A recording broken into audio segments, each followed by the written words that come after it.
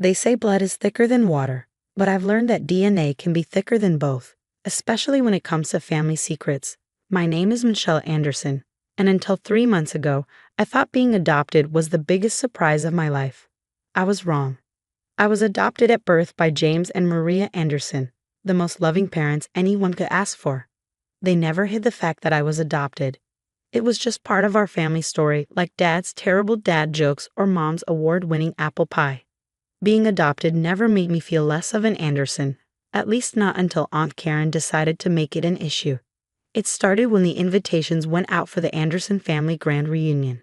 Grandpa Anderson was turning 90, and the entire extended family was gathering at his sprawling farmhouse in Vermont for a week-long celebration. Cousins were flying in from across the country, uncles and aunts were taking time off work, and everyone was talking about making it the biggest family event in Anderson history. Everyone except Aunt Karen, that is, as Grandpa's oldest daughter and self-appointed guardian of the Anderson family legacy. She'd taken charge of planning the reunion, and apparently she had some very specific ideas about who counted as family.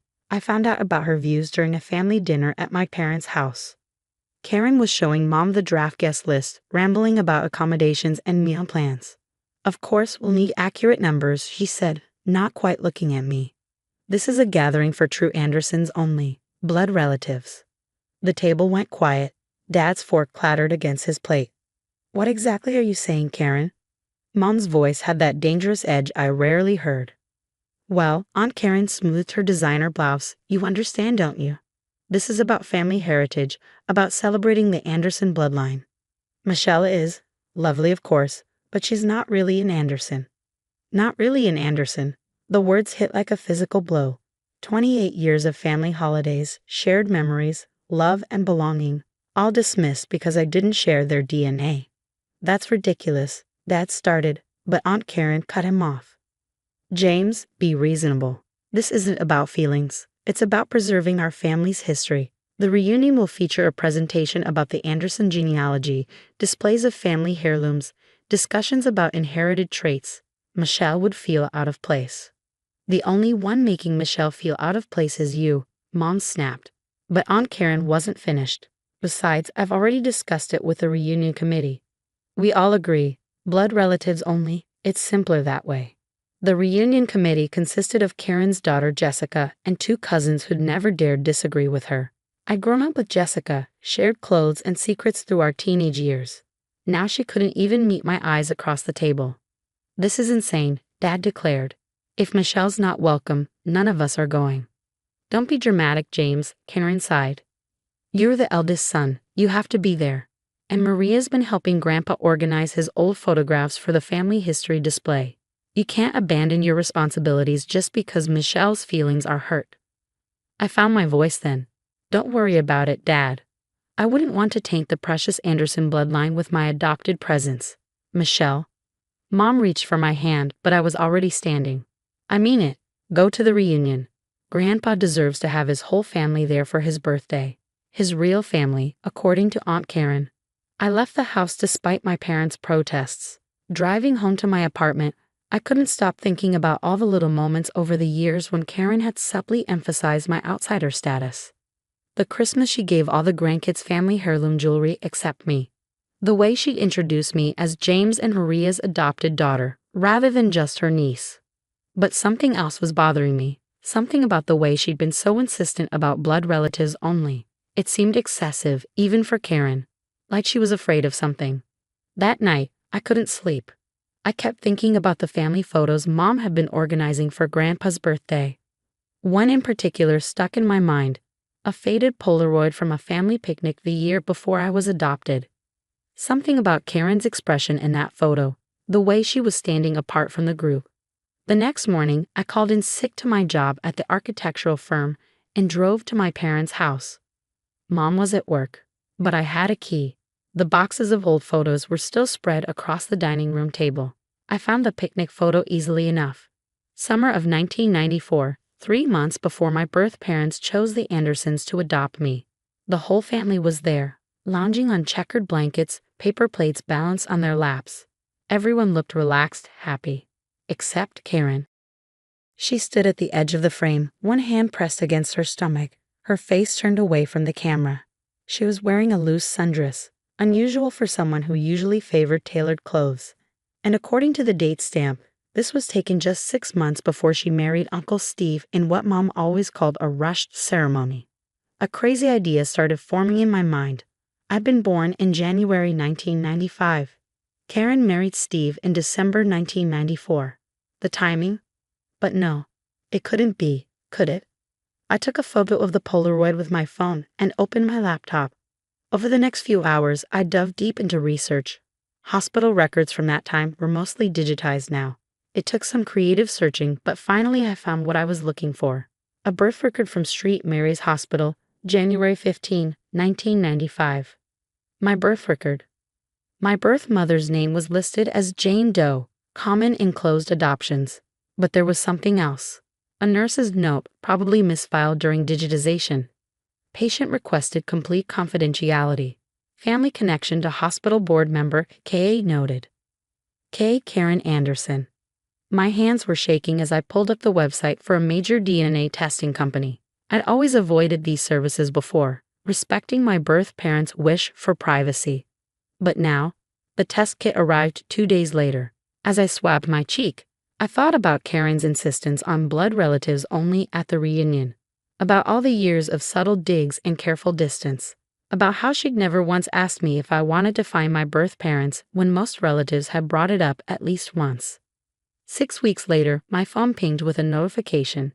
Your DNA results are ready. And that's when everything I thought I knew about family began to unravel. The DNA results loaded slowly, each new section revealing another piece of an impossible puzzle. First came the ethnic breakdown, predominantly Northern European, just like the Andersons. Then the health markers, showing the same predisposition to high blood pressure that ran in the Anderson family. But it was the relative matches that made my heart stop. Close family match, Jessica Anderson, first cousin, estimated relationship, half-sibling. Below that, close family match, James Anderson, uncle, estimated relationship, father. My father wasn't my uncle. He was my father, biologically, which meant Karen was my mother. The room started spinning. I grabbed my phone, hands shaking, and called Mom. Not my adoptive mom, my real mom, the only mom who'd ever mattered. Michelle? She answered on the first ring. What's wrong? I need you and Dad to come over. Now, and bring that photo album from 1994. They arrived 20 minutes later, finding me still staring at my laptop screen. Without a word, I turned it to face them. Oh God, Mom whispered, sinking onto my couch. Dad's face went pale. How long have you known? I asked. We didn't, Dad said quickly, not for certain. We suspected. Karen never confirmed it. Mom took my hand. When we were chosen for adoption, we were told it was a closed adoption through the hospital. But the social worker, she hinted that there was a family connection. We thought maybe a distant relative. Then at the hospital, I saw Karen in the maternity ward. She said she was visiting a friend, but she begged us not to tell anyone, Dad continued. Said it would destroy her life, her chances with Steve. We agreed because we wanted you so badly, and we were afraid if we didn't. She changed her mind, I finished. The pieces were falling into place. Karen's distance, her insistence on keeping me separate from real family events, her obsession with bloodlines and heritage. We should have told you. Mom was crying now. But as the years passed, it seemed kinder not to. You were ours, completely ours. The how didn't matter. I hugged them both, these parents who had chosen me, loved me, protected me, even from the truth. Does Grandpa know? Dad shook his head. I don't think so. Karen told everyone she was staying with a cousin in Maine during that time. I looked at the reunion invitation still sitting on my coffee table. The Anderson family grand reunion was starting in 3 days. Karen's carefully orchestrated celebration of family history was about to become something very different. I'm going, I announced. Michelle, Mom started.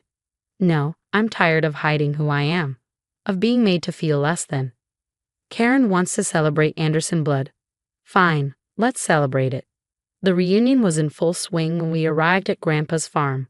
Cars lined the long driveway, kids ran across the sprawling lawn, and a smell of barbecue filled the air. A large banner proclaimed Welcome Anderson Family, with Karen's perfect calligraphy. She spotted us immediately, her face darkening. "I thought we discussed this," she said, stepping forward to block our path. "This gathering is for blood relatives only," I finished. "Funny you should mention that, Aunt Karen. Or should I say, Mom?" The glass she was holding shattered on the porch steps. Around us, conversation stopped. Heads turned. "What did you just say?" Her voice was barely a whisper. I pulled out my phone, opening the DNA results. "Would you like to see the proof? The test shows everything: genetic markers, family connections.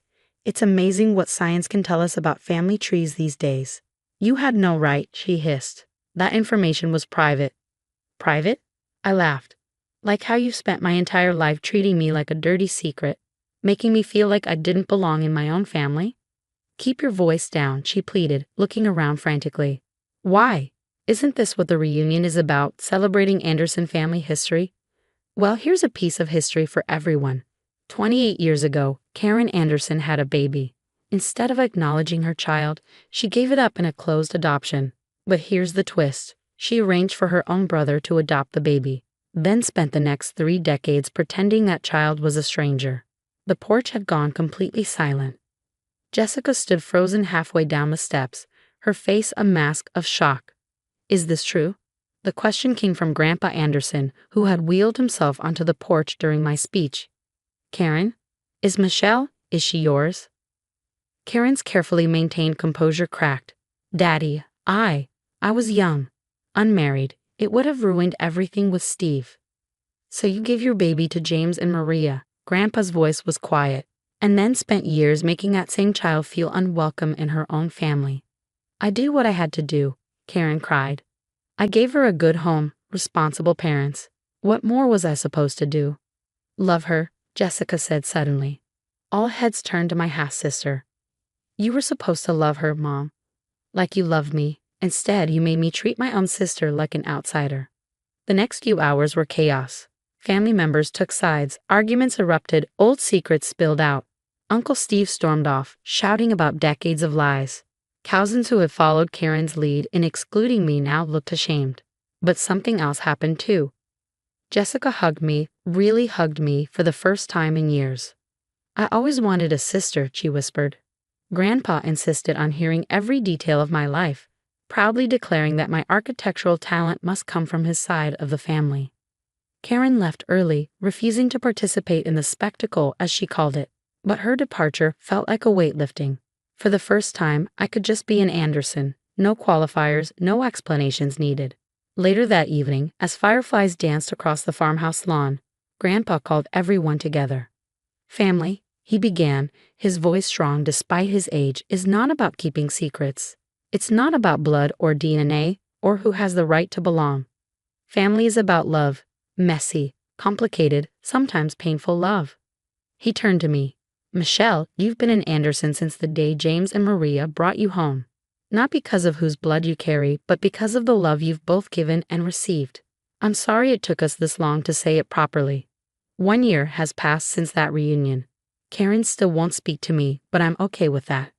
Jessica and I meet for coffee weekly, making up for lost time. She's pregnant now. I'm going to be an aunt. Mom and Dad are still Mom and Dad.